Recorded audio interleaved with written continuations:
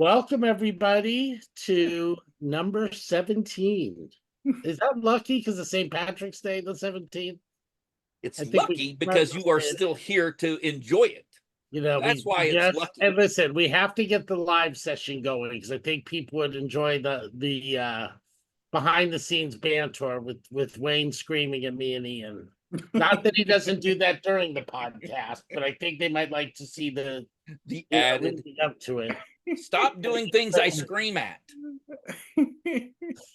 Oh, do we have to get you and Curtis on here to put you in your place? Okay. So anyway, inside joke. Welcome, Ian. Great to have you back. How's everything going? Good. Just 10 weeks out of the year, I have to do my class at UCLA. So yeah. How was that Andrew Yang video or interview? good. Yeah, Andrew is one of those rare politicians that is actually a little too honest for his own good. Just tells what's on his mind. But it was refreshing to not get spin for sure. Yeah, I do appreciate that from even if I don't agree with him. And there is very little that I agree with Andrew Yang on. But it is, you're right. It is definitely refreshing. I would have a lot more respect for a lot more people if they just took a position and defended that position. And that we don't seem to be getting a whole lot of that right now. So yeah. Well, and by the way, I'm glad that my efforts in last episode, I had a wanted poster at the end of last episode. Put your picture out there. Obviously, someone directed you back to where you belong. And you're back with us at in the podcast. So thanks for that, whoever did it. And he was, he isn't more of a tech person, not like a traditional politician. Like, wasn't your boy Ross Perot? He had a similar background, Wayne, right? Exactly. I assume Ross you were a big Ross Perot fan. His nickname was a haircut with a hand grenade with a bad haircut, Ross Perot. that was his nickname. That's what you talk about not agreeing with someone. Absolutely. We've had some really horrific candidates in the past in this country. So maybe we'll do better. David Layton for president. Oh my! Okay, hey. Talk about scraping the bottom of the barrel of monkeys. Wayne and I were talking about that earlier. I told him I'd pardon him for any. Let me tell you something, Layton. The only time you're going to run for an office is when I start chasing you. Now let's get down. Then you're going to run. Because listen, we got a big top 10 list to cover today. 15. Oh, 15. Okay, 15, by the way. I did a little extra work this week for the podcast, but this is a great subject. Well, listen, and it's very appropriate because on the day or within the week that Ronaldo, what did he do? Within like a week, ramped it up to 45 million subscribers on YouTube? It's 45 million subscribers, like 9 hours. It wasn't, we're talking, it is the fastest a channel has grown in subscribers. It is absolutely stunning. And, we could talk about, why that happened. He's a world recognized soccer player, loved in every country. He has massive fan base. But there were other conditions. He's got a very good team that's working for his channel. And people were made aware of that YouTube channel pretty quickly. And if you watch it, he's got his wife on there. You actually get to feel. Beckham would probably be the only other sports star. There's some others, but yeah, it would be a really cool thing to watch. But yeah, so far, world record for amount of growth. Now, keep in mind that Mr. Beast, my buddy Mr. Beast, he has 6 channels that are larger than Ronaldo's channel. Okay. But who's counting? That's crazy. Yeah. So what's our topic for today, Dave? Well, I think, Wayne did all the research. I think he should be able to kick us off. Well, 15 reasons that social media is essential for small businesses, because I have a couple reasons why. Number one, you guys know I always do research and find out what people are looking for. Okay. Obviously, there are some fed up business owners, small business owners, wondering, why the hell am I worried about my social media? It doesn't seem to be bringing me any business. Why am I bothering with all this? Why have I hired a company for an exorbitant fee to handle my social media? Because it isn't bringing anything back to me. And so look, I recognize right away, it's very apropos to what last week's podcast was about. So this fits right in there. And I'm ready to talk about it. I'll just wait for Dave to finish responding to his email, and then we can jump in. No, listen, I was putting the questions in chat. Now, He was subscribing to Ronaldo's YouTube channel. Oh, That's there what you he was go. doing. last week we did the top 50. We started with 15, counted down to 1. Might have been 12 last week. Wayne, I think you said you wanted to do 1 to 15 or something. What do you think? Well, look, in this particular time, it should go 1 to 15. You guys like to go from the bottom and go up, whether it's 10, whether it's 15. Hell, I'll give you 45 reasons next time. But there is this one in particular flows down 1 to 15. So 15 reasons, because it's not a top 15 reasons. These are 15 reasons that social media is it doesn't just matter. It's essential and you're going to see this is essential for your business, especially if you want it to grow. Yeah, no, I agree. And I think that makes a lot of sense. And I think number one, Ian, cash flow is king. Let's jump in. Yeah. Cost-effective marketing. Nope. I think No? cash flow is king is number one. They're a little out of whack with the order, but right, Wayne? No, cost-effective marketing is number one. I don't know what you're looking at. I would ask that you get on this Zoom with the two of us so we can go over 15 ways. Oh, I'm sorry. David, what does that say? My bad. That's what you sent me This is what I was talking about. If you go back the last few, I have been Earth to David, and you get so frustrated with me. You get so frustrated with me because I'm pointing it out. Well, now it's in your face. Now you have now seen how you've treated this. Okay, first of all, now I did that on purpose because I wanted everybody to see how Wayne starts screaming like a lunatic. So wait. Let me just get this straight. I want to make sure I heard you correctly. You purposely made that mistake. I purposely did, so I wanted to set you off so then the subscribers can see, what happens behind the scenes. Exactly. Okay, and so you don't think that our subscribers would go, well, yes, any rational, sane person on the planet would have that reaction when you are purposely going in and trolling him. They can tell us in the chat, what they want, right? Blink, right? I mean, one of our subscribers was commenting in the chat, basically saying I should wear sunglasses because of all the glare that's happening. Oh, here we go. On my head. I'm sorry. I'll buy a wig. Well, all right. Okay. I'm done. I'm just Speaking of subscribers, we say goodbye to all of ours. Yeah, we're close to 4,000 now, right? Yeah. We're growing. I mean, seriously, almost as fast as Ronaldo. That's right. How that is happening is, it's of course it's no small wonder. With YouTube, who doesn't want to come watch YouTube fiddlers, fucking around in here? Cost-effective marketing. That's right. I think that's what social media is all about, right? How can you leverage these platforms really and just grind while you're getting things going, right?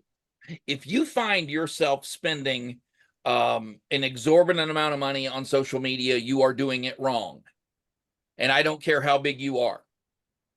If you are spending, what you believe to be exorbitant amounts of money on your social media, then you need to rein it in and go back to basics and to really, because that's not what social media is designed to give you a level playing field, a leg up on marketing your small business. And if it's hurting you, it's defeating the purpose. True. And Yeah. nowadays, if you have a smartphone, you can turn on the video and you can have material content. And it's amazing how, back in the 90s, or even not that far, just pre 2010, you would need to have the entire studio, you need to have a camera person, you need to have all the staff, you need to be on site, you need all these things to create content. Now people don't even bother to get out of bed. They just turn it on, talk about what they have in their hand or what they're wearing or not wearing. Good point. I mean, you have a vast number of people that go live on TikTok and Yep. they make $10,000, $15,000, $20,000 a night selling some cleaner or selling some pancake mix right out of their kitchen. So, I mean, you are not far off of, but there's a certain formula, Ian, to grow that kind of a channel and to make that channel, actually a viable way of selling. But you are 100% correct that's really what we're talking about here. In today's Right. rapidly evolving healthcare landscape, effective project management is more crucial than ever. Many organizations struggle with achieving their goals due to inefficiencies and lack of direction. Tony Robbins' RPM framework can transform this approach. The RPM framework provides a roadmap for success. You'll soon see how applying these principles can revolutionize healthcare project management and lead to better outcomes for everyone involved. Let's take a deeper dive into applying the RPM framework to healthcare project management. It all begins with defining your outcomes. Think improved patient care, operational efficiency, and data accuracy. These goals set the stage for transformation. Next, understand your why. This is where you align your efforts with greater purposes like patient-centered care, innovation, and sustainability. A clear why gives you direction and purpose.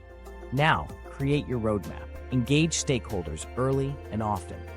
Conduct readiness assessments to gauge where you are and what you need. Develop comprehensive training programs to bring everyone up to speed. Set concrete milestones and metrics so you can measure progress along the way. And don't forget, communication is key. Regular updates keep everyone aligned and motivated. Lastly, focus on the 20% of actions that will yield 80% of the results. This principle keeps you efficient and effective, concentrating efforts where they matter most. By following these steps, you harness the power of the RPM framework to reimagine project management in healthcare. This approach transforms outcomes and drives innovation in real-world examples. By applying the RPM framework, healthcare organizations can achieve transformative results. Imagine enhanced patient care, streamlined operations, and accurate data management. These are not just possibilities, but tangible outcomes. Real-life examples showcase the remarkable successes already achieved. Increased efficiency in patient care and precise data management demonstrates the framework's profound impact. Now it's your turn to start the transformation. If you seek guidance or assistance, don't hesitate to reach out. Your journey to better healthcare project management begins now. Join Healthcare Project Management Association, or HPMA, today. Your first step in this adventure is contacting Ian Slade at ian@itconsultinggroup.com. He can guide your path from there. Right. And that ties directly into our second point, which is brand awareness. So you need to really know, sure, it's cheaper now. You have a phone, you can just start uploading content. But if you don't have a solid brand, you don't have a solid audience that you're targeting, if you're trying to hit everyone, then you're really not hitting anyone, right, Wayne? Well, you look at again. Well, I'll use Mr. Beast as an example. He was 13 years old when he started uploading videos. There was no brand there. Shit, he didn't even have any hair on his chest. You know what I mean? There was no. He was a young kid, and so he was able to. Now he is the brand, the largest brand on YouTube. I'll give you a better example of that. If you have a clothing store, it's going to nestle right alongside of 15 million other clothing brands. I'm sorry, clothing brand. Okay. So if you have a clothing brand, it can nestle right alongside all of the big guys and the small guys and everything. However, you can use your social media collaborating with others, and you can use your social media to tell a story and find a place to grow, find an area, find fans, find people that really like your clothing, and actually grow a brand out of it. It happens all the time. And so that's what makes social media so much more powerful than even network television now, or radio. Yeah, one of my favorite examples of brand awareness is Andrew Tate, because there is a clear delineation as to who's not his audience, right?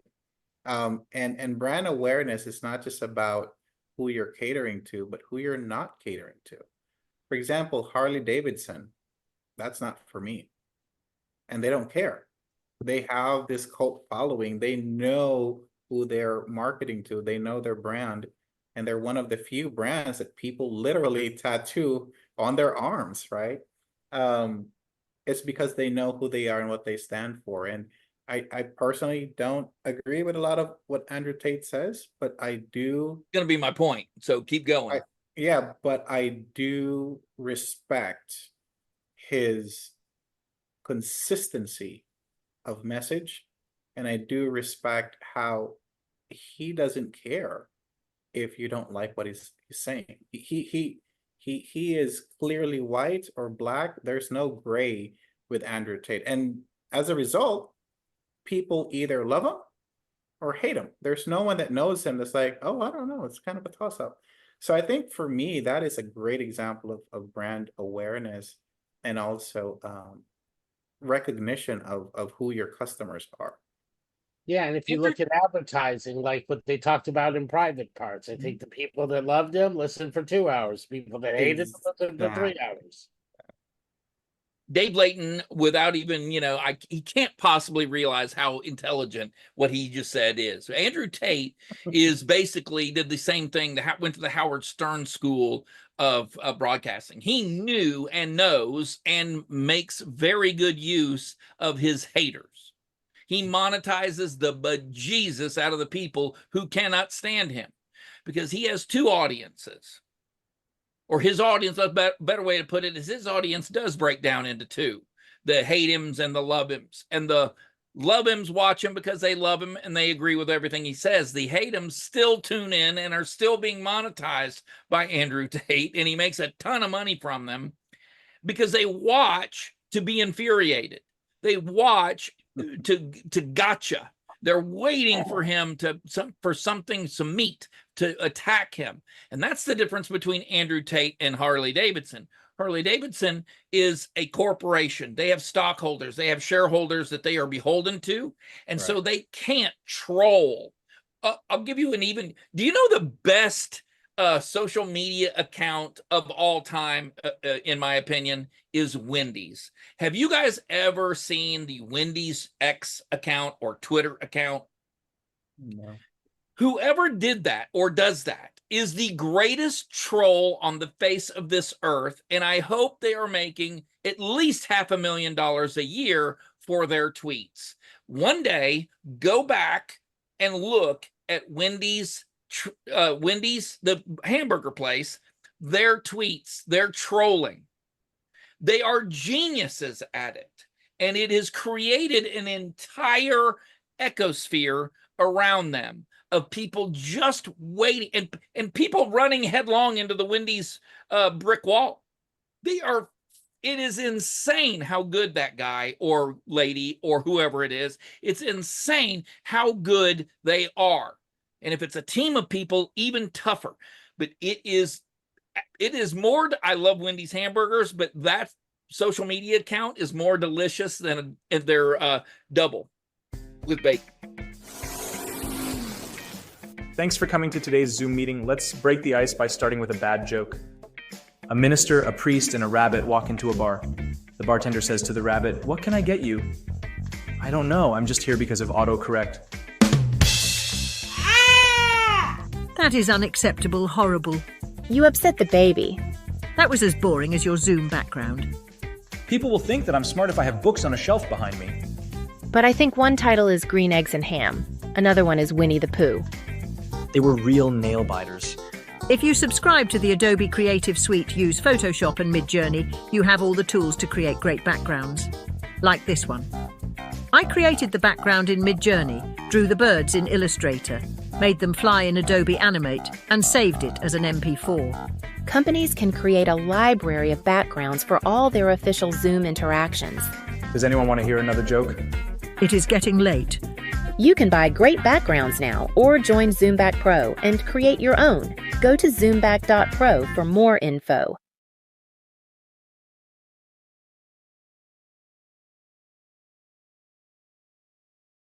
Double with bacon. Right. Which, I think a lot of this conversations goes right into number 3 in customer engagement. Absolutely. I was listening to a book when I was driving back from LA a few trips ago, but they were just talking about the Harley Davidson community. Like it is nice. right, and they have different events, and they're all about community. That that's one of the reasons as we shifted into our community as a service platform. That's customer engagement, right? And I don't know if that necessarily brings the haters together, as we talked about, the people but probably does, right? I think but as far as a brand and interfacing with customers and giving them props, like Wayne does for his, hero, Mr. Beast, which it's all good, right? I mean, he's the man. I think that's, just it allows you to touch people, right? I don't know if you can use that phrase, David, but we get your point. Right, like Jared from Subway. Is that what you want to do? Is touch people, David? Is that what you're trying to do? Listen, you guys, there's a right way and a wrong way of doing this, and you bring up a very good point with Harley Davidson, because Harley Davidson learned the hard way: go woke, go broke. They started with all this DEI and all this, stuff. However you feel about it, their customers didn't like it. Their customers, they started tweeting out stuff. They started putting out social media stuff in support of things that their customers were not in support of. And it hurt them financially. It almost devastated that company, as a matter of fact. Bud Light comes to mind, same thing. It is a double-edged sword. Social media will expose you or it will promote you. And you need by the way, it is extraordinarily powerful in doing that. So it will shape political campaigns. It will shape business. But sometimes it takes shape in a way that is not the greatest if you're not careful. Another example that's very polarizing is Elon and how he did the marketing for Tesla, right? He does not and still doesn't have any marketing budget. It is all social media, interviews, customer engagement, and I can't think of a more polarizing product than the Cybertruck. There's no one on the fence about that. Either they love it, they hate it. Raccoons thinks it's a trash bin. But he stands by it, and the Tesla followers, again, it's like Harley, they have a cult following, and people who hate Elon, hate Tesla, hate X, they're on the other side. But to your point, it's not new. The same thing was going on with Apple. There are Apple fanboys, right? That buy everything Apple. If it doesn't have an Apple on it, I mean, they wouldn't buy anything that didn't have an Apple on it. And then there were people in the middle that were kind of like, Apple makes a good phone, and the iMac is fairly good. And then you would have guys that they would not touch anything that had an Apple on it, was radioactive to them. And Apple did a very good job. The one thing I agree with Tim Cook on, they did a very good job of touching all of those communities. And you know, you want to kind of, you know, stick it to your haters a little bit. That's cool. You want to kind of convince people that your product is not what your haters are saying it is. You want a good time. Spend a couple hours, go on YouTube and watch people destroy $100,000 Cybertrucks. There saw is that so one. much Yeah. content of people who will buy a Cybertruck and rip it to shreds, doing things that they think a truck should be able to do. And it is absolutely hysterical. And the funny thing about it is Elon got his money. Do what you want with the product, but just remember that Elon Musk got his money when you're doing it. Paid. Yep. Which leads to targeted advertising. Remember that commercial? I'm a Mac, I'm a PC. Yeah. Was that early 2000s? Justin Long. Yeah, probably in the 90s and into 90s, early the 2000s. rise of the PC, you know. Right. I'm a Mac, I'm a PC. And it was very targeted. If you're like me, you're, you know, too cool for school, you're a Mac. If you are more, you know, structured and use Excel, then you're a PC, and we're fine with that.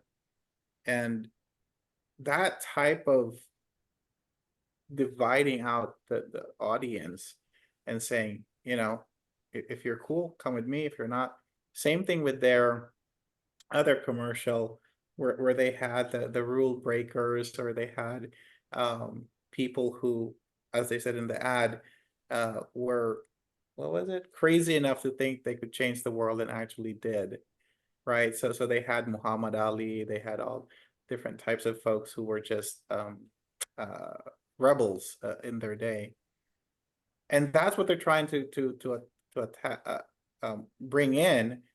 And that's another brand that you would see people literally tattoo their logos on their bodies, right? And I think that being comfortable with saying, you're not my target audience, right? Here's my target audience, and here's not my target audience. And having the strength and courage to say, I'll be okay by just targeting this. And we talked about this previously, the bronies, right? Where there's a very clear target audience for that. And they're fine with it. Like, here's my audience, and they're able to have events, LA and whatnot. But Wayne, for small businesses, let's say you're opening up a new, I don't know, taco stand or a new burger place. Here in Irvine, it's mostly like a Korean sandwich store. How do you differentiate yourself in terms of targeted advertising and brand awareness? Let's take, for example, Irvine. Like, the community is mostly Asian, and there's this area on, what is that? Alton and Jamboree, where it's like Asian Mecca, like 20 different stores. The rent is so high that give it 6 months, someone's closing. And it always bothered me. I'm like, what are they missing? And I'd love to get your point on, if you were to open another restaurant in that area, call it the Asian Mecca, how would you advertise? Let's just say you're a Korean egg sandwich. Well, number one, no amount of advertising is going to help a bad idea. So a lot of those businesses come in and either their food is not as good, they were not properly funded. So let's make it very clear that, you know, marketing is not miracle. It's marketing, not a miracle. I like what Brewster's Ice Cream does. Their social media is, you know, tailored to the communities that they're in. It's about the only thing that's tailored to the community that they're in. But someplace like Irvine, if I were to open a sandwich shop, I would definitely find out what the flavor, you hit it right, find out what the flavor of the neighborhood is, what flavors most people like, right, in that neighborhood, that demographic. And that is a very good way of targeting those audiences. You put your menu out, you talk about the the special flavors that go into your sandwiches or go into your food that appeal to certain people, right? If you go to, you'll go to India, and if you don't like curry, the spice curry, it's going to be very difficult for you to find a bite to eat. Feeling isolated and disconnected? You're not alone. Many men struggle to find a community that truly understands them. Introducing Odyssey, a place where fellowship and brotherhood thrive. Join us on a journey of personal growth and meaningful connections. At Odyssey, we believe in the power of brotherhood. Our community fosters brotherly connections that last a lifetime. We come together to serve our communities and make a difference. Hear from those who have transformed their lives with Odyssey. Odyssey gave me the brotherhood I was missing. I found other business leaders and entrepreneurs who share my values. Together, we make a real impact in our community. Odyssey is more than a group, it's a brotherhood. Join us and discover the power of true fellowship. Take the first step towards a more connected and fulfilling life. Odyssey, where fellowship, business, and brotherhood unite. For more information, go to yt.com. In some places in Little Tokyo, or there are certain areas where if you open a business, it needs to have the flavor. You don't have to make the same sandwiches, but it needs to have the flavor that is most familiar with the people that are in that area. But targeted advertising in this sense is different. Let's go back a second. You were talking about Mac versus PC. Yeah. Those ads were extremely cute, and it was marketing, Apple computers in a way that Apple thought would benefit them the best. What it did in reality, though, was it increased PC sales. That's why you don't see those ads anymore. It increased PC sales. It increased Apple sales as well, but we can argue why it increased Apple sales. So sometimes being a smart aleck is not the best way of, or provoking your haters or enemies is not the best way of going. Those ads actually increase their competitors, and not just a brand of PCs. They increased purchases of PCs, personal computers across the board. So when they pointed out what they thought the PC's flaw was in their commercial, and most people were not looking for an art computer. They were not looking for an arts and craft computer. They needed to crunch numbers. They needed a budget. They needed to do things that the Apple was woefully inappropriate for. Okay, stop. And probably should burn in hell for being the product that it is. Yes, Microsoft- David, I know that you're an Apple guy. I am Not that Microsoft and Bill Gates, they basically cheated. That's a whole. Don't talk about the PC. They did business. Is that what you mean? No, listen. Microsoft did business.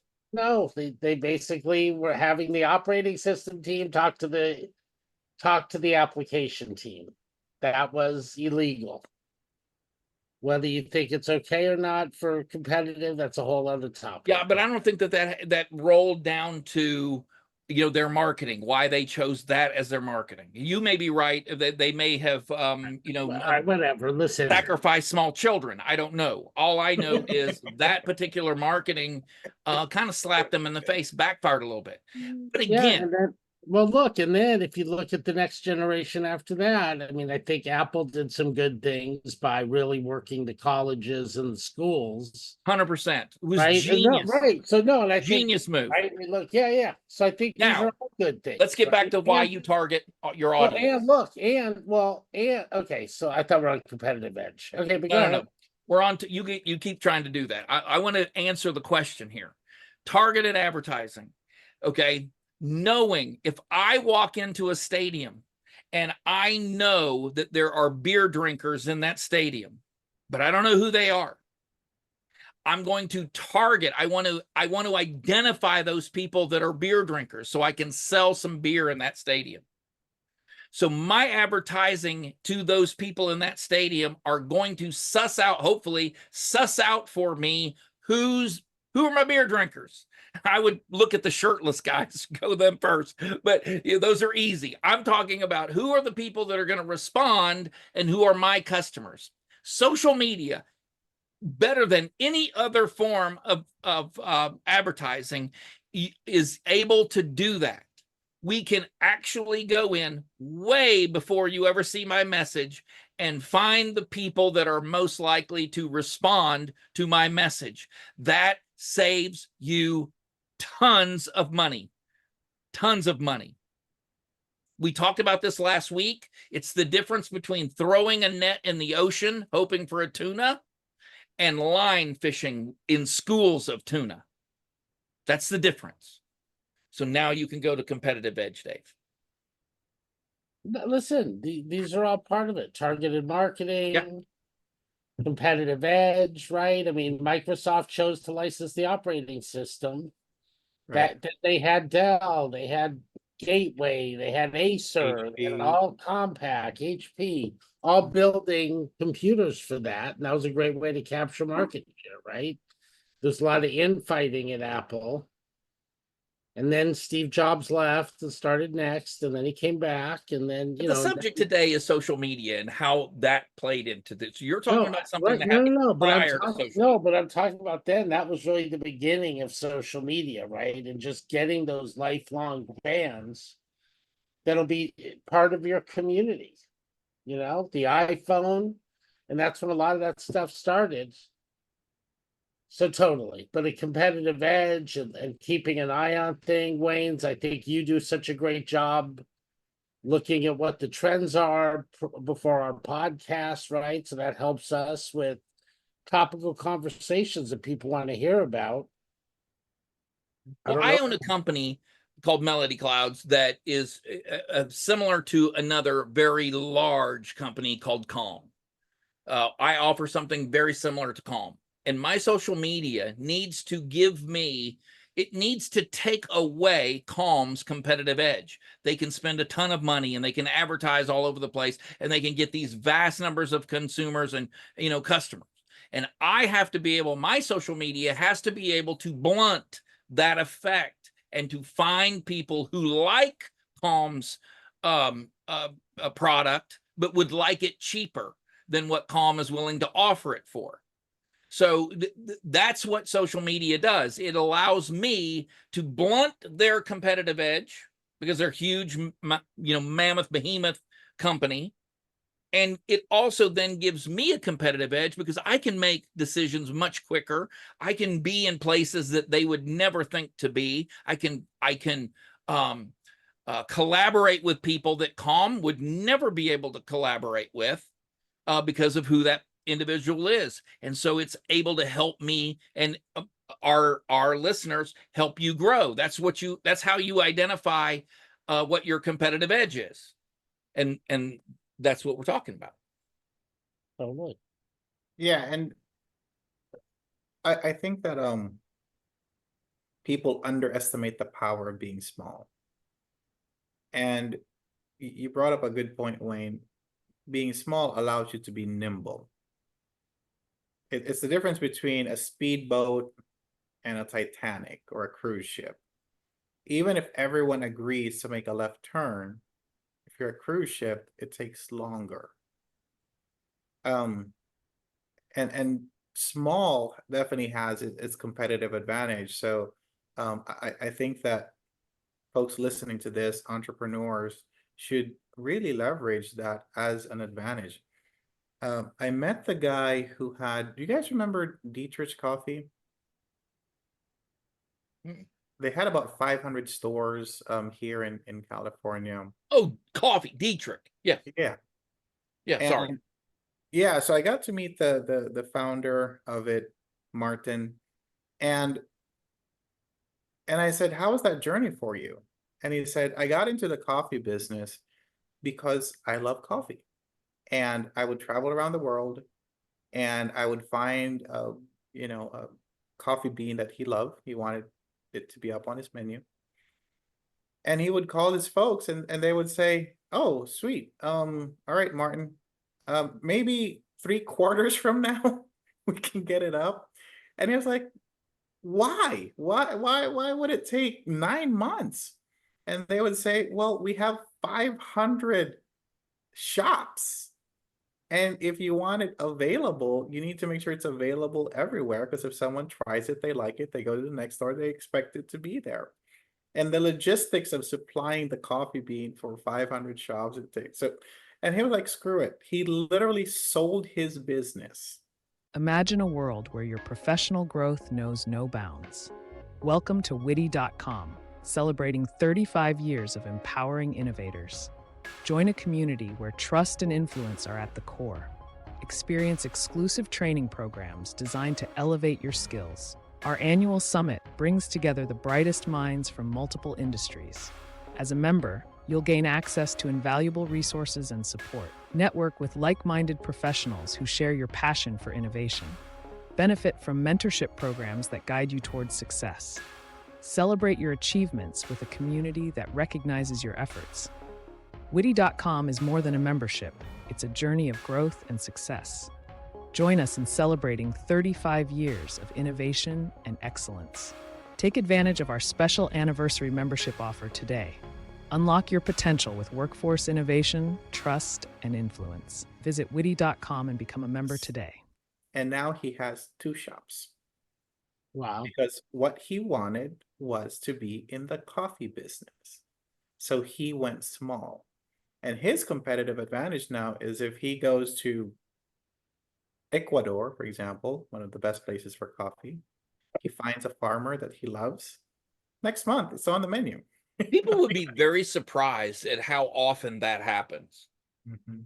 A lot of people build businesses. You can go on Flippa right now. You build businesses, and they're all, people always ask me, why would they sell a business if it's that huge and it's successful and stuff? You're like, that's the point. That many people build a business to make it successful, to cash out, and then to go do a hobby or a hobby business. Yeah. So yeah, I've heard that story, not his particular story, Sure, but sure. that story, millions of times. So now let's talk about something connected to it, which is customer insights. So a few episodes ago, you mentioned, Wayne, that you actually prefer, in a way, negative insights because it creates an opportunity that you didn't have, and an opportunity that's public for you to showcase how you deal with issues, and how you turn a bad situation into a good situation. What advice do you have for folks who don't have a lot of customer engagement and don't have a lot of customer insights, or maybe they just have likes but not really, they don't understand, like, how do they feel about this? They really like it. How do you engage people to share what's on their mind?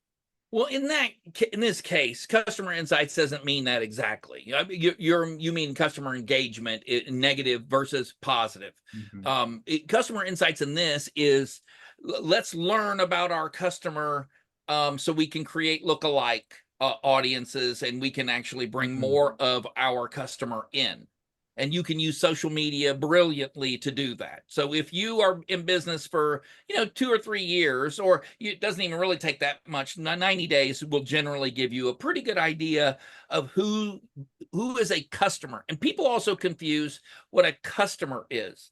A customer is someone that comes in and buys a product from you, not someone that comes into your store and mills around and picks up stuff and touches stuff and then leaves. That's not a customer. You didn't sell that person.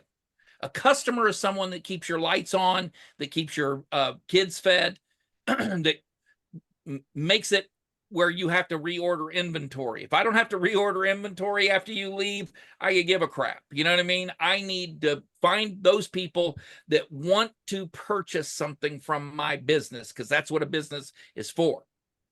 And the best way of doing that is the best way of doing that is definitely with social media, because you can go through and find out who bought things from you in the past, create a lookalike, or create a pixel of that individual, right? And your analytics Persona. will tell you this. And it will tell you, all right, you're looking for a male, age 18 to 25. He's from this area. He's online at this time to this time and most active. He Okay. I mean, we walk around all day long with an iPhone in our hands or whatever phone we've got in our hands, and it's sucking in information about us. And you can use social media to actually just blast yourself with the preferences. Does this person, to the point, do they like a blue shirt or do they buy more red shirts? Do they only wear black? Do they, I mean, that is, especially if you're in clothing or things like that, it is incredibly good information to know, so you can then know how to order stuff. But your customer insights are going to tell you about the customer and the people that are actually spending money, what do they want from me? Yeah, So that's it's creating that persona, Right. right? Yeah. Yeah, and I was just gonna say, we just finished doing a survey of our members. Well, it's still ongoing, but look at the people that love us. Great, we appreciate them, and but I love when people give us that honest, tough feedback. It's like, we have blind spots, and it's great, right? And I look for that. And then how do we know where we can improve unless we're asking and giving a safe space for people to reply, right? So I think that's another piece. There's so much you can do with social, but then also just, using it as a way to get people to give you the honest feedback. You're 100% correct. I was going to say, no, anybody that doesn't like what I'm doing can keep it to themselves. I'm more than happy to figure it out on my own. I don't need your input, but I can't do that. You are 100% correct, David. No, you're 100. I was going to say that only to spin you out. You are 100% correct. But look, you're right. Constructive. Some people you cannot make happy. I got that. They're gonna complain if you go left, they're gonna complain if you go right. Yeah. But there's also some good stuff in there, right? And I think 100% is true. Yeah. 100% is true. You can learn a lot about yourself and your company by the people that are the most negative. You don't learn a whole lot. You learn some things, but you don't learn a whole lot when it's glowing reports, when things are super wonderful. It's like taking your kid to parents' night at school. Okay? They are on their best behavior when they're with you. You want to know, how was their behavior, Mrs. Johnson? And let me tell you, little David is not the little ray of sunshine that you made him out to be. Your kid's a butthole, and we need to do something about it. He likes wearing black all the time. He likes wearing black, and he's just a nasty person to be around. Which ties into brand personality. What makes you you, right? Going back to Andrew Tate, there is no ambiguity as to what his brand personality is. And I actually we don't have a politics religion rule for this podcast, right? Yes, we do. Oh. For David, we do. But you say whatever you want for me. This isn't really politics, as it was insights about a politician. So Trump was on the Lex Friedman podcast. I don't know if you guys I did absolutely watch that. Yeah, watch that or subscribe to Lex. Lex is a very analytical. He's an MIT professor, and I have folks that I work with at Caltech that also work with Lex. It's the same ilk, very, very analytical, kind of shy in a way. But the conversation that he had with Trump, who couldn't be like diametrically opposed in terms of how their brain works and the work that they do in the world, and the circles that they are in, I was really surprised how love him, hate him, Trump presented himself to someone like Lex, who is very math, very analytical, very black and white, very numbers driven. And for me, it was one of the most honest conversations that I've seen any politician give. And he talked about what hurt him. He talked about like in the polls, and he talked about, why he thinks these policies are bad. And it didn't have the usual like bravado or spin. It was just pure, here's why I think this is bad, here's why I think this is good. And it for me was a master class of how do you present your brand in such a way that it's clear, it's insightful, and people will agree or disagree, but it is just there wasn't a lot of gray in it. And Thanks for coming to today's Zoom meeting. Let's break the ice by starting with a bad joke. A minister, a priest, and a rabbit walk into a bar. The bartender says to the rabbit, "What can I get you?" "I don't know, I'm just here because of autocorrect." That is unacceptable, horrible. You upset the baby. That was as boring as your Zoom background. People will think that I'm smart if I have books on a shelf behind me. But I think one title is Green Eggs and Ham. Another one is Winnie the Pooh. They were real nail biters. If you subscribe to the Adobe Creative Suite, use Photoshop and Midjourney, you have all the tools to create great backgrounds. Like this one. I created the background in Midjourney, drew the birds in Illustrator, made them fly in Adobe Animate, and saved it as an MP4. Companies can create a library of backgrounds for all their official Zoom interactions. Does anyone want to hear another joke? It is getting late. You can buy great backgrounds now or join Zoomback Pro and create your own. Go to zoomback.pro for more info.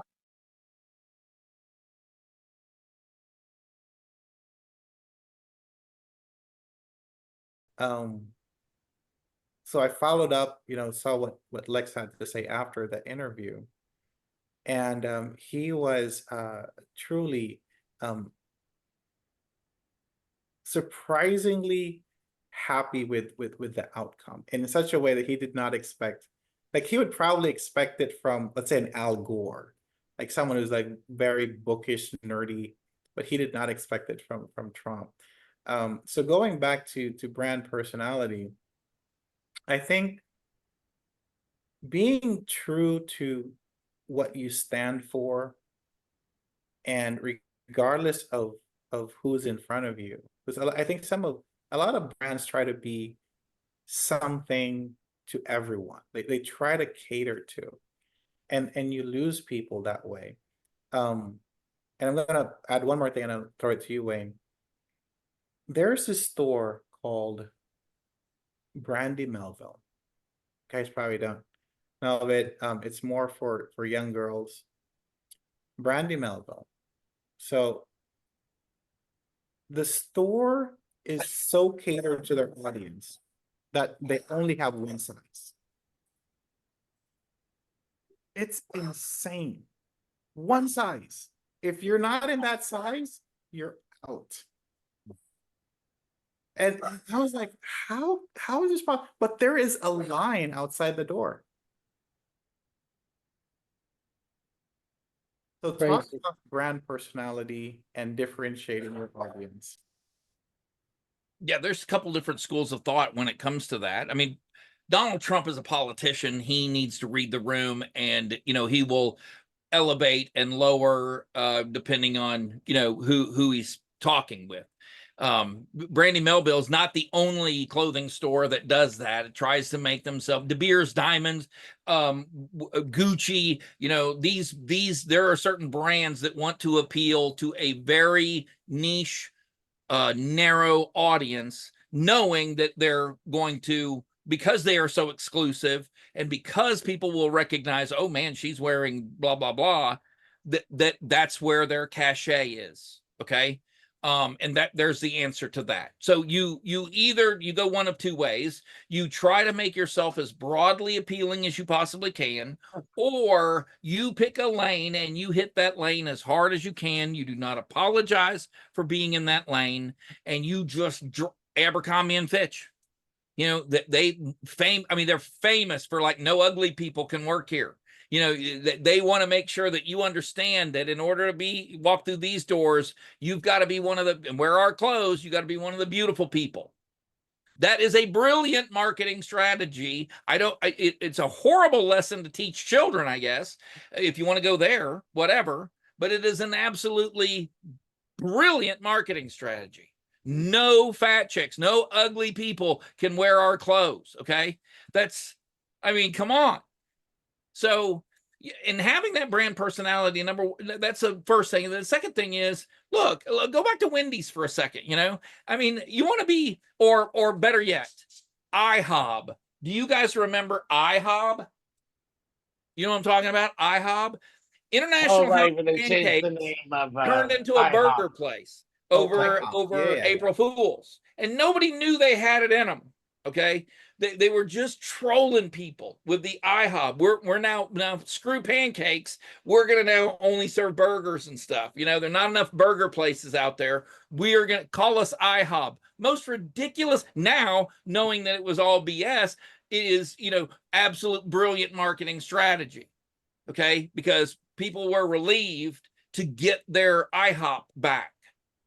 Right, and doing things like that to increase traffic. That brings us to number 8, increased traffic. Are you guys old enough to remember New Coke? Do you guys remember New Coke? Coke changed its formula. There's a reason that Coke is called Coke Classic.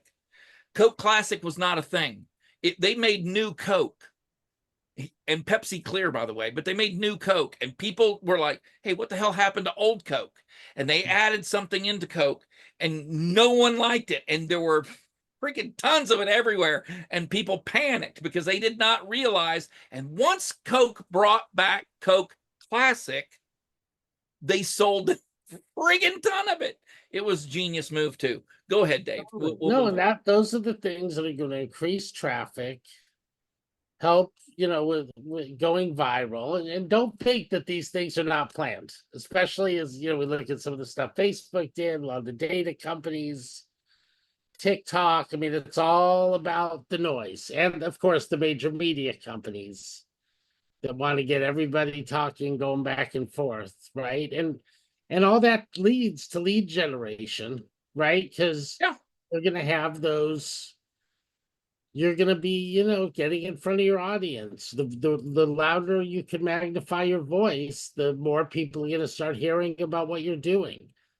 It also kind of teaches you that you can make a misstep or two, but have it planned out. I do think that Coca-Cola knew that New Coke was going to be around for 6 months, and hopefully people are going to have an absolute shit fit that we did this, and they're going to go back to drinking, wanting their old Coke back. And we still have the recipe, guys. Don't worry, and they're going to make, you know what I mean? And increase it. Or like you said, they go and say something outlandish or rebrand themselves, knowing full well at the end of the day, we're going to increase traffic. We're only going to be IHOP for another couple days. So come in and enjoy IHOP. After that, we're IHOB. And then, but here's the key thing to people that are listening to this and how it applies to them. You can take chances. You need to. You need to take chances and come up with things that are similar to this, but you cannot do it in a way that you will not open tomorrow if it fails, if it falls on its face. I'm absolutely ordering you to think through what you are doing to your business, and you are not going to put all your eggs. You're going to have an exit strategy. Not all your eggs are going in one basket. You're going to have an exit strategy. Hey, everybody, just kidding. April Fool's Day, and you're going to move forward, but you're going to have a plan to make that happen. Totally. What's interesting about Coke and Pepsi is there have been several blind test studies where there's 2 Cokes, 1 Pepsi, and people have to identify which is which. And guess what? People fail all the time. People who say that they're Coke fanatics, they wouldn't drink Pepsi, even if they had to die of thirst. You give them the blind study, they couldn't even figure out correctly which one was Coke, which one was Pepsi, which one was... And so in this particular case, the brand personality is actually not the product, because people can't figure out which one is which. it's everything around the product. So like for Coke, all of their advertising is around happy memories, right? So when you drink Coke, it reminds you of a nostalgic time in the past where you were having fun, meeting your first crush or things like that. In today's rapidly evolving healthcare landscape, effective project management is more crucial than ever. Many organizations struggle with achieving their goals due to inefficiencies and lack of direction. Tony Robbins' RPM framework can transform this approach. The RPM framework provides a roadmap for success. You'll soon see how applying these principles can revolutionize healthcare project management and lead to better outcomes for everyone involved. Let's take a deeper dive into applying the RPM framework to healthcare project management. It all begins with defining your outcomes. Think improved patient care, operational efficiency, and data accuracy. These goals set the stage for transformation. Next, understand your why. This is where you align your efforts with greater purposes like patient-centered care, innovation, and sustainability. A clear why gives you direction and purpose. Now, create your roadmap. Engage stakeholders early and often. Conduct readiness assessments to gauge where you are and what you need. Develop comprehensive training programs to bring everyone up to speed. Set concrete milestones and metrics so you can measure progress along the way. And don't forget, communication is key. Regular updates keep everyone aligned and motivated. Lastly, focus on the 20% of actions that will yield 80% of the results. This principle keeps you efficient and effective, concentrating efforts where they matter most. By following these steps, you harness the power of the RPM framework to reimagine project management in healthcare. This approach transforms outcomes and drives innovation in real-world examples. By applying the RPM framework, healthcare organizations can achieve transformative results. Imagine enhanced patient care, streamlined operations, and accurate data management. These are not just possibilities, but tangible outcomes. Real-life examples showcase the remarkable successes already achieved. Increased efficiency in patient care and precise data management demonstrates the framework's profound impact. Now it's your turn to start the transformation. If you seek guidance or assistance, don't hesitate to reach out. Your journey to better healthcare project management begins now. Join Healthcare Project Management Association, or HPMA, today. Your first step in this adventure is contacting Ian Slade at ian@itconsultinggroup.com. He can guide your path from there. Pepsi went forward. It's about the future. It's about, the being cool like Michael Jackson. Like how do you take who you are and become a better version? So they went to the future while Coke went to the past. See, that's not how I ever saw it. I saw it as Pepsi mixed together a bunch of horrid tasting things, dumped it in a mud hole, and sold it out of that mud hole. And Coke was like, hey, we would like to give our customers something that tastes delicious. Probably we want to make it good for you and make it family reunions and all of that stuff. Ian, it's very funny because I go on vacations with a couple guys, Rick and Steve, shout out to them. And these two guys will pick resorts that only have Pepsi products because they know my love of Coca-Cola.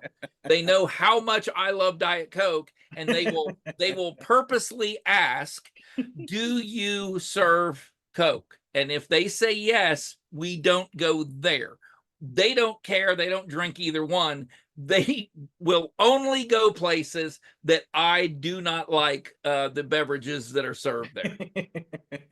That's commitment to the art. You sure that it is. One of them wasn't David? I'm wearing a shirt from one of those places right now, Equinox. It was an absolute great resort.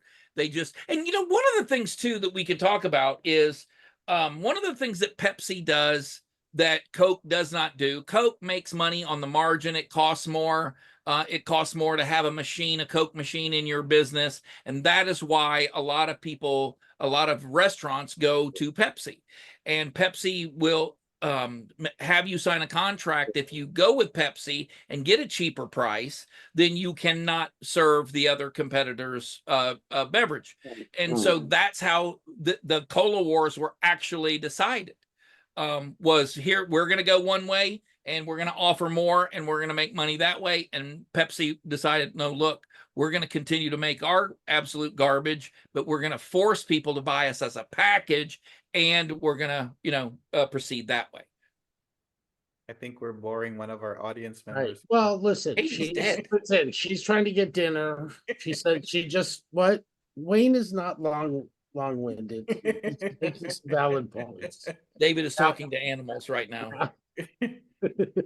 Talking to animals. So can get dinner, but we'll go to number 10, customer service. Right, which I think Wayne just talked about, right? That's the Coke was looking out for its customers. There you go. Right, Pepsi, right? And there's a lot of brands out there that do that. I agree, There are even companies that do their ticketing system via social media. Through Twitter.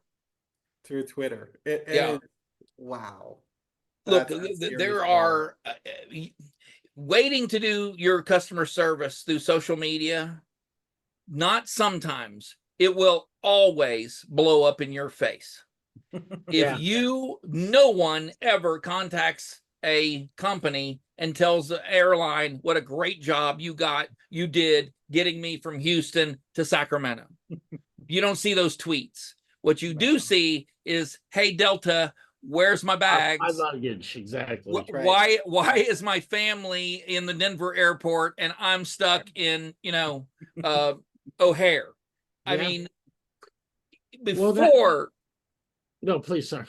before it gets to social media, up your customer service game. Now, what it will allow you to do, though, is it allows you to show the world what your customer service, when things do get this bad, what your customer service could actually look like.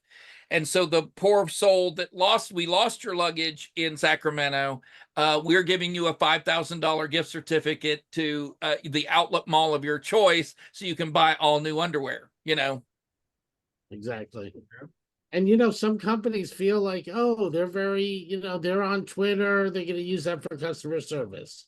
Or we see like PayPal and Stripe and these other payment services, they're just using bots. And we're seeing many, many more, AI bots controlling things, which is good if they got their act together and they get you answers. But 9 times out of 10, you're going to get aggravated. Then you are going to go on social media and blow these up. Verizon, I'm sure I've talked about them in a past episode. It just came to the point I'd have to go blow up their Facebook page to get an effing response. Wow. Last time, right. I'm like, you know what? I don't have time for this bullshit. I called T-Mobile while I was on hold with Verizon. Yeah.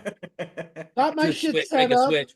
And by the way, I'm doing the opposite. I'm going the opposite direction, Dave. You've been on me for a long time to go T-Mobile, go T-Mobile, go T-Mobile. I have spent the last 9 days trying to go T-Mobile, and I will tell T-Mobile, you guys can screw yourselves.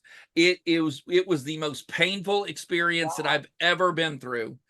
But I will tell you a very funny story. And you guys will, and I'm not going to give you any hints on what radio station it was, or just know I was once pranked by a radio station in England. And it was about something that I posted to social media.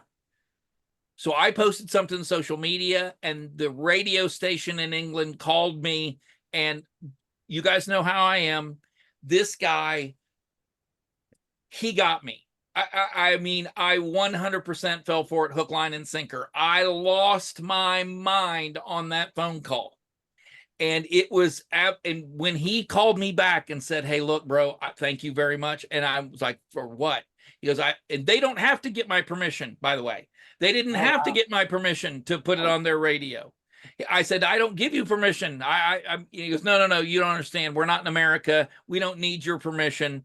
This is already going. You were live. We went with you live. And David, it was, my wife was looking at me. It was Christmas, and she was looking at me like, you have lost your, dude. I lost my mind because I made a comment on social media and someone called me and put me on a hot mic. Right. And that's just another example of content sharing, right? Maybe not one we would have thought of, Right. But that's how these things can go Yeah. viral, right? Like, even on Howard Stern, had just got back from vacation. They did a prank call because they were doing the Richard Simmons remembrance, and so they called this conservative radio station. They were talking about, oh, if you're conservative and you don't want to come out of the closet, or they don't want to let their families know that they're conservative, they're voting for Trump or whatever, right? So they did this Richard Simmons prank call. And he's like, coming out of the closet, I'm gay. Oh. Right, but Well, hey, listen, their radio station got on Howard. They Yeah. talked about it for minutes. Ronnie the limo driver did some law firm. Oh God, he did an actual commercial with a law firm, Mason and Mason, maybe. Oh God, these people must have gotten tons, hundreds of thousands of dollars worth of advertising just because they place content, right? And that's, I think, something we didn't talk as much about earlier. It's kind of a combo of the paid ads and amplifying content, and right. I think that's all part of the content sharing strategy. Well, there's a couple different ways that number one, that's true. You do have a lot of in the early days. There was a company that MelodyClouds. We did content. We made content for another company, and they shared it on their social media. We shared their content. There has been collusion in the past, and you guys can look this up yourselves, but of two different companies that got into a fake feud. And the content of this feud went absolutely viral, and the social media of both of those companies grew exponentially, and it caused them to make incredible amounts of money. And it was very interesting to see the collusion that went on between two companies in basically the same niche business wise. And they were able to play off of one another and create this feud that got really what it seemed, it got way out of hand, when in reality it was very well in hand, and it was a publicity stunt for both companies. And that's not something that is out of line. I mean, it's content, it's humorous, and as long as nobody gets hurt, it's fair game. Yeah, and just make, and I'll play this little clip from this commercial that Ronnie the limo driver did. Hilarious, right? Because he had talked about he had just moved from New York to Vegas. People watched the show regularly knew what happened, and all his boxes got soaked or something. But when you watch the commercial and the clip that they played, no one knows the hell he's talking about. Should I play it? Well, I don't know. Is it going to get us thrown off of YouTube, Dave? No, it's off. No, it's not. No, I think it'll be fine. All right, let's take a look. Hey, I'm Ronnie Mund. We were in the middle of a cross-country move. When everything happened, we thought, oh my God, we're gonna have to keep flying back and forth to New York. And I sat down with my wife and I said to her, what are we gonna do? I reached out to Morgan & Morgan. We didn't even have to go to the office. It was so simple. When you go up against a big company, you're not afraid of that little guy. They're afraid of the guy who's plastered all over the United States. If you want an attorney that's gonna fight for everything that you deserve, these are the people you use. Right. Meanwhile, what does anybody know what happened? So therefore, it gave Howard an excuse just to bag on the commercial. It was hilarious. And then it went on for 45 minutes. And the issue was that his boxes were, they had them in storage, I guess, in the back of a truck till they moved them out. Everything got soaked because of a storm or something. And all his stuff got ruined. But right, but they made him, they may have just used that edit because they knew that Howard would just go off on him and it would just blow into this viral situation, right? Well, with the advent of AI, it makes it way more easier to do this type of social media. You can take a few minutes of or a few seconds of video of me or David, let's say, And you can make David say whatever you wanted by the use of HeyGen or some of these other AI tools.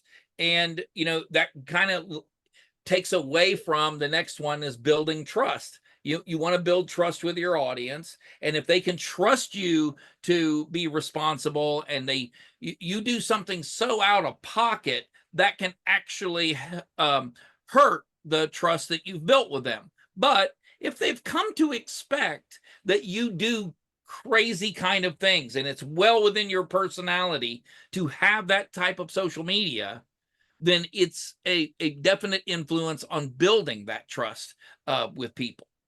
Yeah. And be authentic, be honest. I think that's right. I mean, I think that's when you say Mr. Beast, just starting when he was 13, he didn't do it to be the most famous person. He just did what was authentic, and that lens in the age of distrust, trust is valued a lot. Yeah. Which leads us to Stay top of mind. And if you are really clear on your position in the market, I think it was you, Dave, that mentioned people that love you will watch for 2 hours, people that hate you will watch for 3.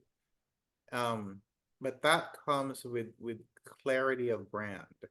That comes with knowing what your lane is, who you're following, and having content that is relevant. On LinkedIn, for example, I try to find posts that I think are provocative, but at the same time helpful. And just yesterday, and you probably have too, Dave, I got invited to the Bloomberg event in London, and they reached out and gave me complimentary tickets. And they do a lot of that based on what's called your LinkedIn SSI, your social selling index. And for me, I'm in the top 1% in the healthcare industry.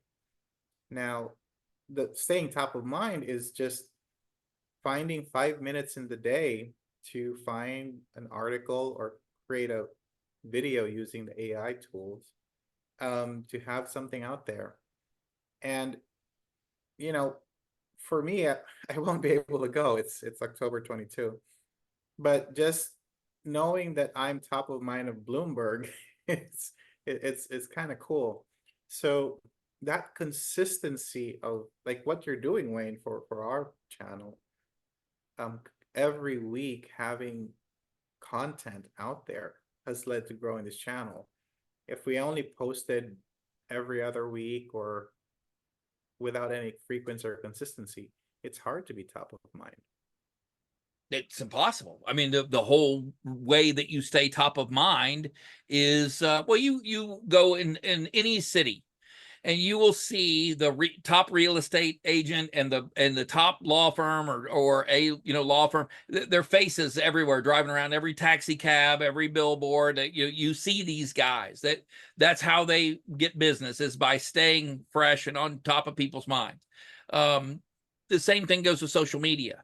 If you go for a long period of time where people see content from you, you're sharing with people, you let everybody know what's going on, and then all of a sudden you hit a bump in a black hole and no one heard from you anymore, and it's months or years before anybody turns around and goes, whatever happened to Ian? Yeah, I remember that guy. What happened? So yeah, you definitely, it is the number one way of staying top of mind. You're not having to spend $500,000 for a commercial on television. You're not having to do something egregious where a newspaper article or spend a ton of money for a newspaper ad or a newspaper article is written about you. It used to be so much tougher to get in people's faces and and the little guy had little to no chance of ever doing that. But with social media, you get the opportunity every single hour of every single day of making that piece of content that goes viral, that people enjoy, that people see, and staying fresh and on top of their train of thought. Totally. And just, I think, going right into our next number 14, just partnership opportunities, right? Like-minded brand communities, how there's so many great things that you could do. And just knowing how to communicate with people, right? Some people like LinkedIn, Facebook, Instagram, Twitter, email, this, that. I mean, if you didn't mention, the Bloomberg right now, Ian, I missed it in my email. They might have said, oh, he's not interested. No, I didn't see it. Right. So I just think nowadays, communicating with our customers, working with our partners, to support each other and just being that trusted partner. Well, you wouldn't be able to know who those people are, or those people would be so far out of your earshot that the opportunity would never present itself. We are constantly engaging with our audience and with other podcasts doing similar things to us, and kind of, introducing ourselves. We're still the new kids on the block. So we're constantly introducing ourselves and extending that hand, and saying, hey, if you guys would like to do some content together, we're open to talking about that. We've had brands reach out to us and, would you mind, sharing some time? Mike Brown, his Zoom back. I don't know if you guys saw the first little commercial that we shared. He's a friend of ours. And so we wanted to share what he's doing with our subscribers, with our, people that are watching this. So. Thanks for coming to today's Zoom meeting. Let's break the ice by starting with a bad joke. A minister, a priest, and a rabbit walk into a bar. The bartender says to the rabbit, "What can I get you?" "I don't know, I'm just here because of autocorrect." That is unacceptable, horrible. You upset the baby. That was as boring as your Zoom background. People will think that I'm smart if I have books on a shelf behind me. But I think one title is Green Eggs and Ham. Another one is Winnie the Pooh. They were real nail biters. If you subscribe to the Adobe Creative Suite, use Photoshop and Midjourney, you have all the tools to create great backgrounds. Like this one. I created the background in Midjourney, drew the birds in Illustrator, made them fly in Adobe Animate, and saved it as an MP4. Companies can create a library of backgrounds for all their official Zoom interactions. Does anyone want to hear another joke? It is getting late. You can buy great backgrounds now or join Zoomback Pro and create your own. Go to zoomback.pro for more info.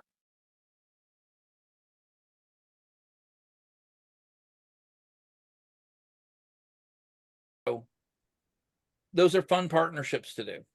Yeah, without a doubt. And just like we were talking about earlier, Wayne, the real-time feedback you can get through these tools and where they're coming from and where potential customers coming from. I think as we start I don't know if we have a date yet for the e-commerce community to start, but I know we already have kind of the layout of the first 10 sessions. And just knowing, where people are coming from. And Ian does all the work in healthcare with the top healthcare companies, right? And these are all, there's so many different applications for different verticals with AI, with data. Well, imagine this. You are a teeth whitening company and you have some product that's about to spoil, that's about to go bad.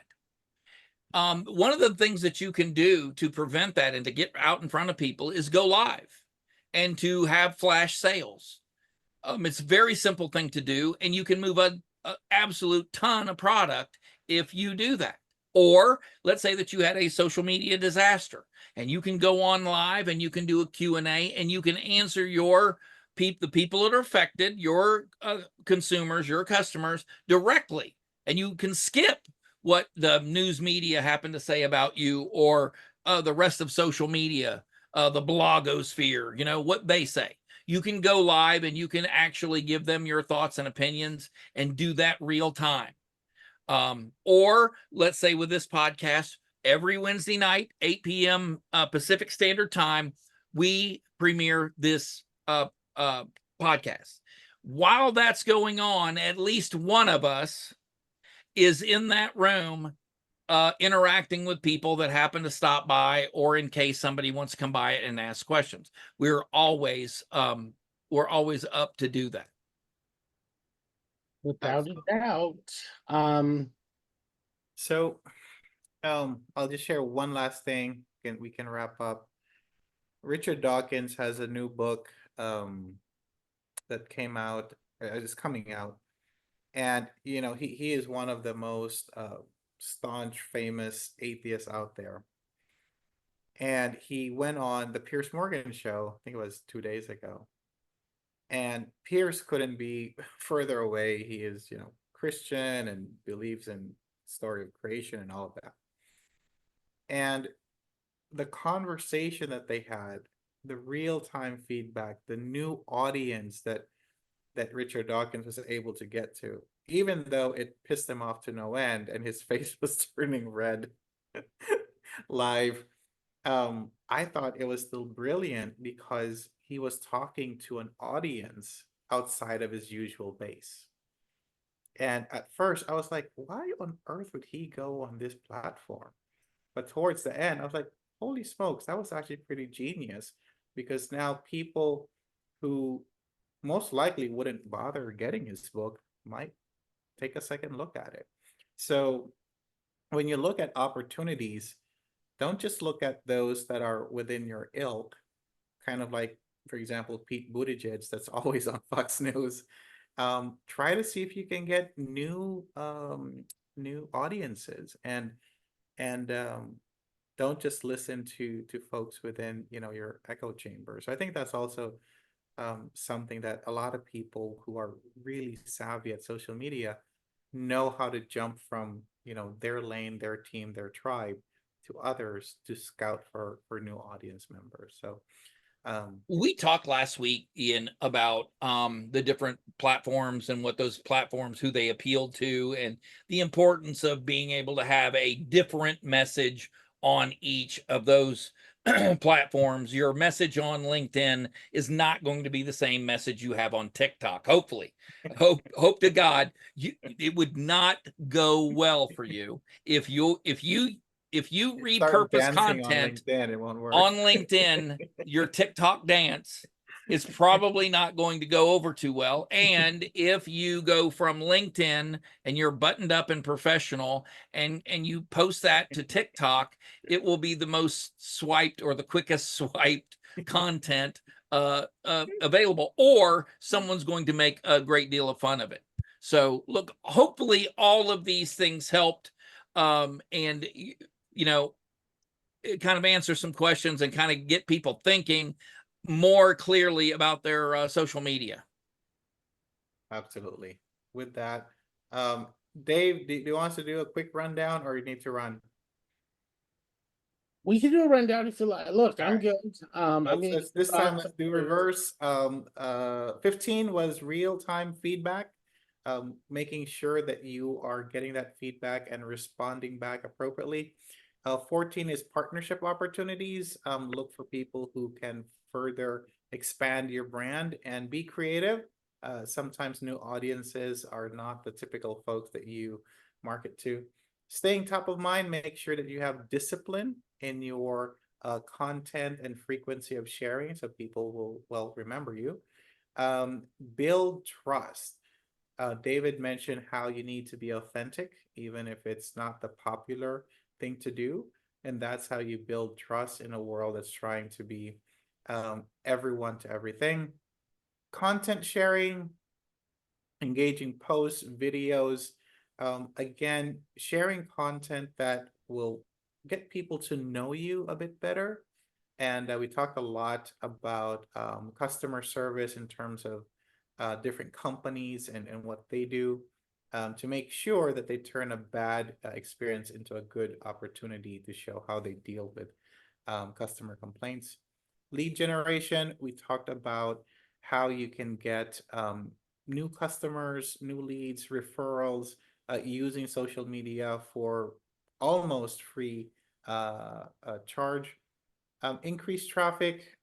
Wayne talked about how posting engaging content can get more traffic to your site. And again, the goal is for people to get to know you and get to know your products. Brand personality. The example I gave here was Andrew Tate. There is no ambiguity what his brand is. And hopefully for your business, you can have some sort of personality so you know who you're catering to, and you also know who's not within your customer base. Customer insights. This is the persona. This is, you know, who is your ideal customer, right? Wayne mentioned, you know, male, for example, 18 to 44, whatever that preference, demographic, behavior that you're targeting, having that customer insight lets you do laser focus. And I believe the example we gave was fishing with a net, or making sure that you're spear fishing for tuna if that's what you're trying to get. Competitive edge, what is it that makes you different? And again, we talked about being small has its advantages, so make sure that you use that to your advantage. You're able to pivot faster than bigger companies. Targeted advertising, if you're selling a Harley Davidson motorcycle, don't target grandmas. You know, want to make sure that you're targeting folks who will actually buy or interested in your product. And customer engagement, being able to provide real-time feedback. And Wayne been really good about this for our channel, really responding as fast as possible to the comments that we get. And brand awareness, making sure that there's visibility, right, to your potential customers so that they know to go to you. There's no point in making the best donuts in town if people don't know that you exist. And lastly, cost-effective marketing, right? Before, you had to buy these big billboards and you had to spend so much on getting videos created. Now, if you have a phone, you can turn it on and start creating content. So make use of these tools, and hopefully that will help you with your small business. Absolutely. Good one tonight, fellas. Thank you. Right now, as we sit here, we are at 3,844 subscribers, and I want to take a second to thank everybody for subscribing and for you know, for doing this along with us. That's very cool. And we have 31,000 views now. So Yeah, I think we're a little bit over 32,000 views. Yeah, that's a yeah. So, wow. Which that goes up. I mean, you know, we'll be at 40,000 views very shortly. A lot of it has to do with what we're posting. So with every single one of these podcasts, I can then turn it into between 20 and 25, depending on how long we go, 20 to 25 shorts. Right.